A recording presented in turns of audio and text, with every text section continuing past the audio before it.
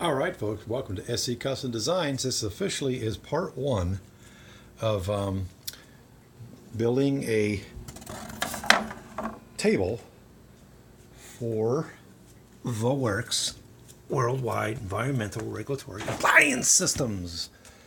That is why I'm ducking. It's the second time I hurt my back. You all that have really big shops, be grateful. And so I have been talking way too long about this, and now I'm actually working on it.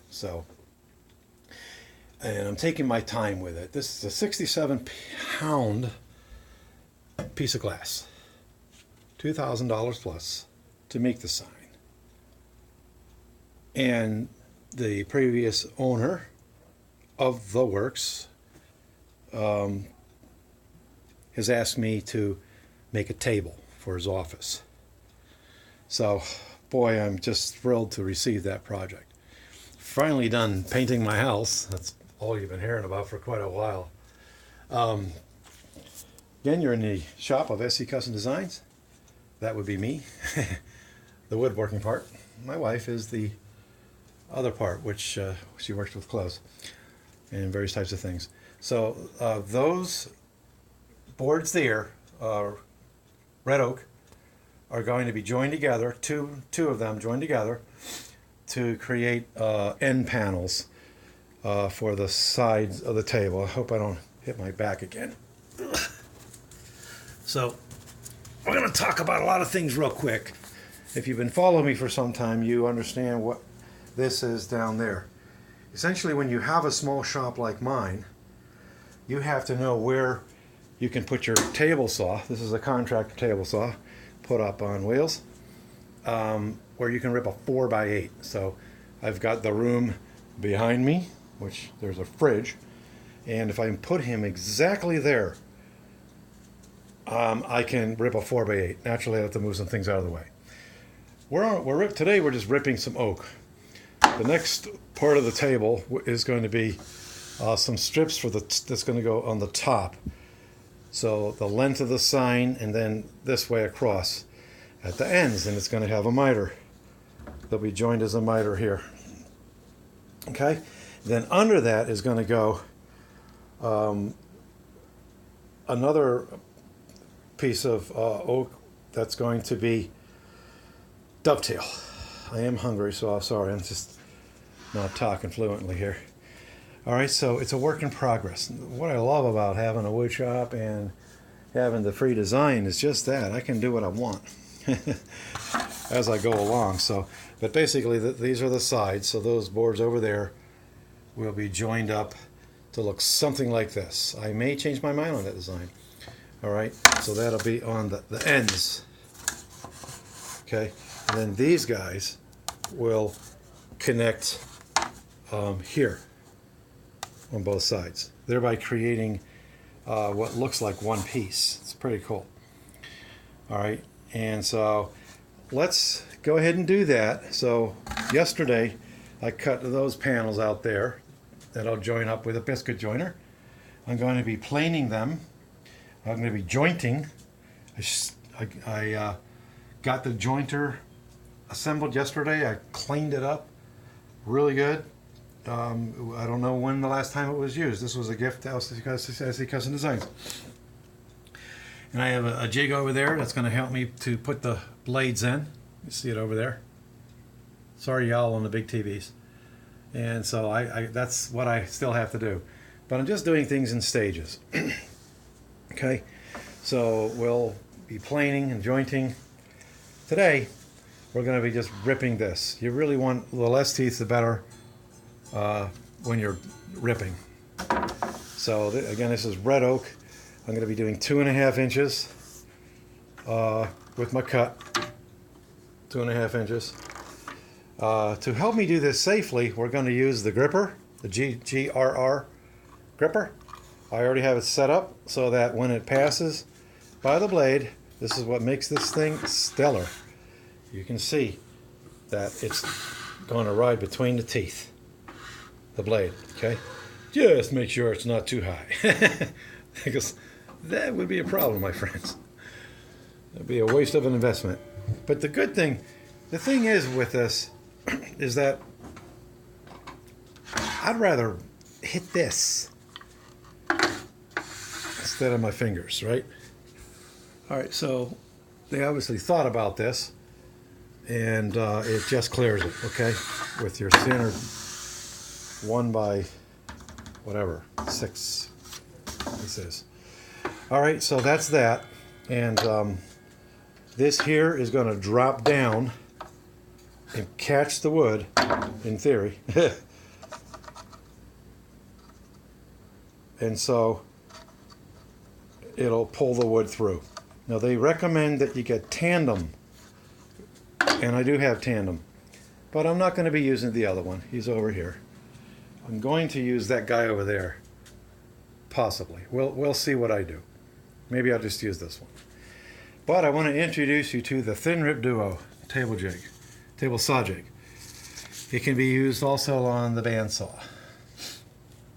And the idea with this is it's got these very high quality rollers on the end, and essentially it helps to hold your stock against the fence. All right, so essentially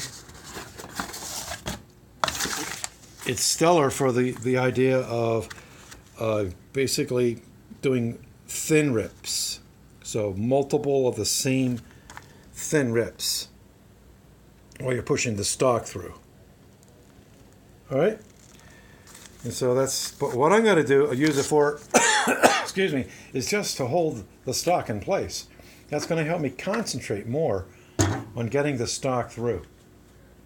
Okay, so I'm going to put you down. Is that what I want to talk about? Note that we have a Rockwell jaw stand over there that's going to catch my oak on the other end.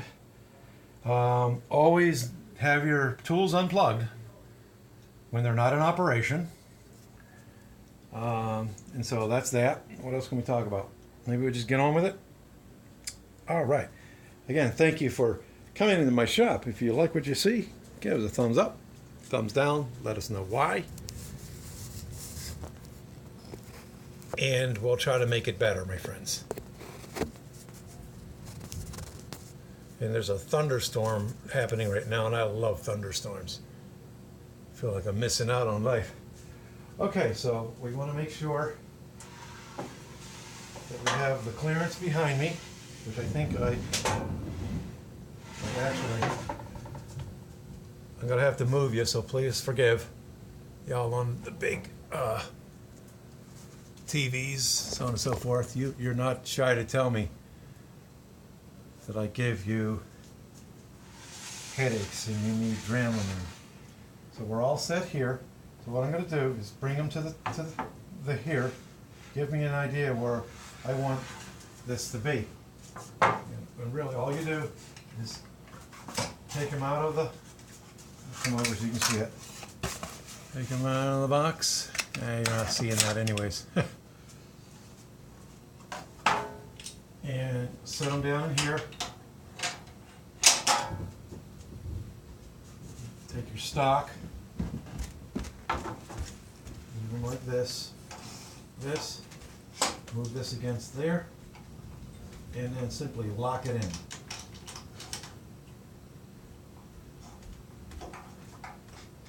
Okay, so now when I go pushing on this, he's going to be helping me secure the, we have a visitor. She will not be in the video, but she probably wants to get to the fridge. So we're just going to move this over a little bit more.